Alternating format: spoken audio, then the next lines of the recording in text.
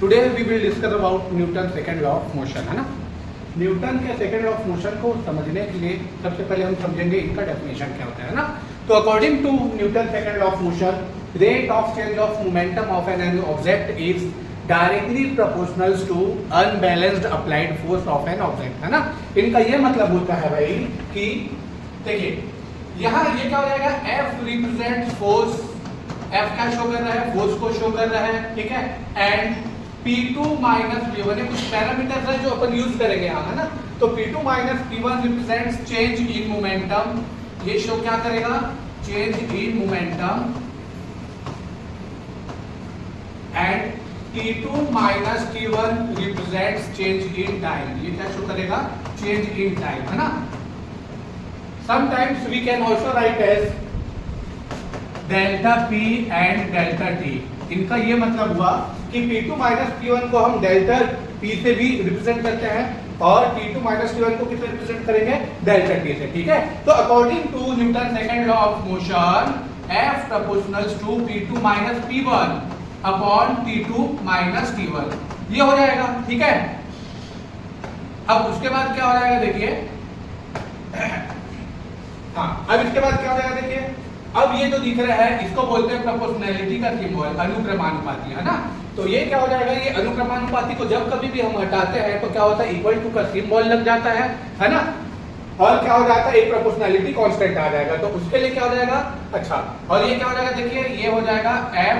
अच्छा, अभी क्या करते हैं, प्रोपोर्शनल का सिंबल लगाए रखते हैं, है ना। P2 माइनस P1 को और क्या लिख सकते हैं, del P, and T2 minus T1 को क्या लिख सकते हैं, डेल P, ठीक है।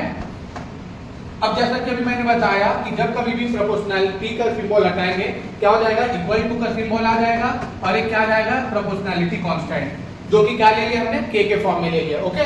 सो F equals to K del P by क्या हो जाएगा, ये डेल T हो जाएगा, है ना। Now we know that P equals to mv means what, संवेग बराबर द्रव्यमान गुणित वेग, है ना। मतलब momentum is a product of mass and velocity, okay.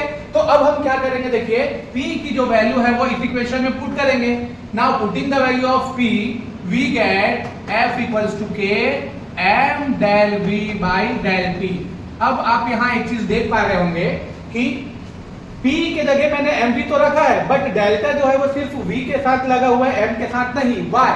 क्योंकि देखिए जब कभी भी कोई object one place to another place move करके जाएगी तो इनके मास में कोई चेंजेस नहीं आएगा, उनके मास जो है वो m से m ही रहेंगे, one place to another place जाएंगे तो, है ना। बट इनकी जो वेलोसिटी है वो चेंज हो जाएगी।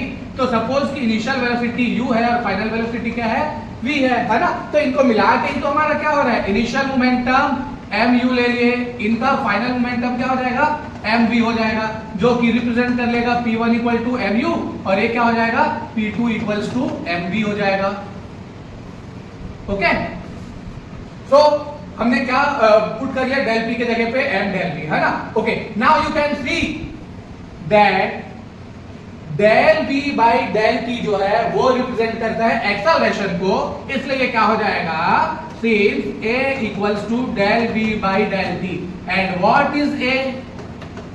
A जो है वो होता है acceleration and acceleration is change in velocity upon change in time, okay?